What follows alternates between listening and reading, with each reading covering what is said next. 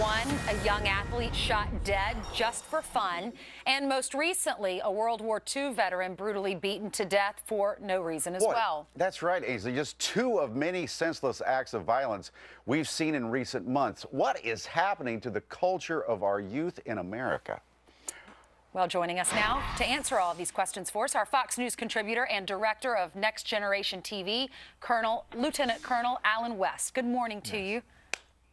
Good morning, Ashley and Mike. How are you doing? We're doing great, but what is happening to America?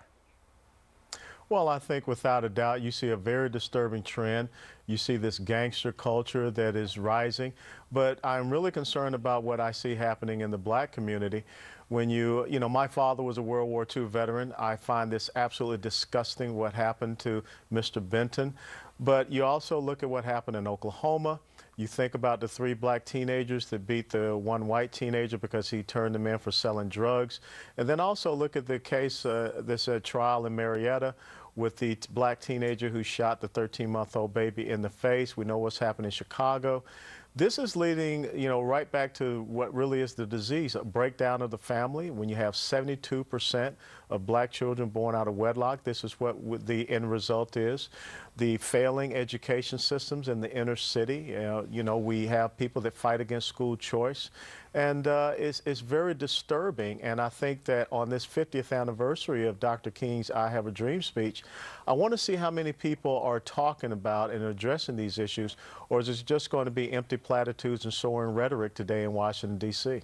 Colonel, I was thinking back, when I was 15, 16, somewhere in there, I'm not afraid of my mom and dad, but I didn't want to disappoint them, and I had things to do. It seems like I was busy all the time. Some of these kids, especially the kids in Oklahoma, we were bored. Thought we'd just, beat up somebody, kill them. Well, you bring up 2 great points.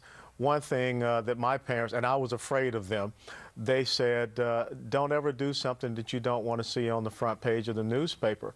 And then also they said you will be known by the company that you keep. So this really is about parental involvement. When you think about those 3 young men in Oklahoma, one of the things that reports are saying that they were basically raising themselves. They were looking at violent video games. There was no parental involvement. And when I was 15, 16, and 17, I was quite active in sports, my education, and also I had a part-time job. And when you look at the unemployment statistic among black teenagers right now, it's close to 40%. So we have some very systemic problems within the inner city communities and within the overall youth culture in the United States of America that we need to have leadership addressing. Colonel West, a lot of people recently I've heard say that we need more faith, we need more church. We're celebrating the 50th anniversary of Dr. Martin Luther King Jr. with his speech, I Have a Dream speech in Washington.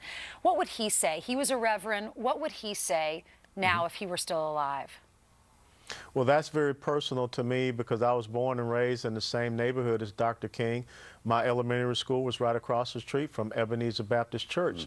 And I can tell you, if you went from Boulevard and Auburn Avenue cross section all the way down the Boulevard where my church, Fort Street United Methodist Church, was, on Sunday mornings you saw kids going to church, participating in Sunday school.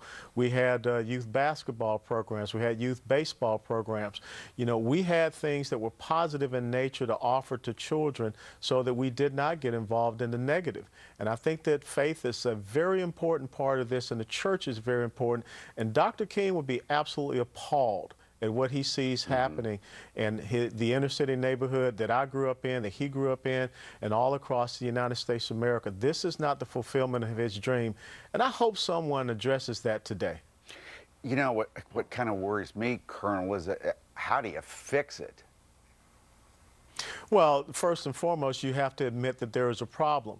If you continue to have faux leaders within the black community that are cherry-picking certain cases only for their political gravitas and their relevance, then you're never going to get to the bottom line of what is occurring. So we have to admit there's a problem.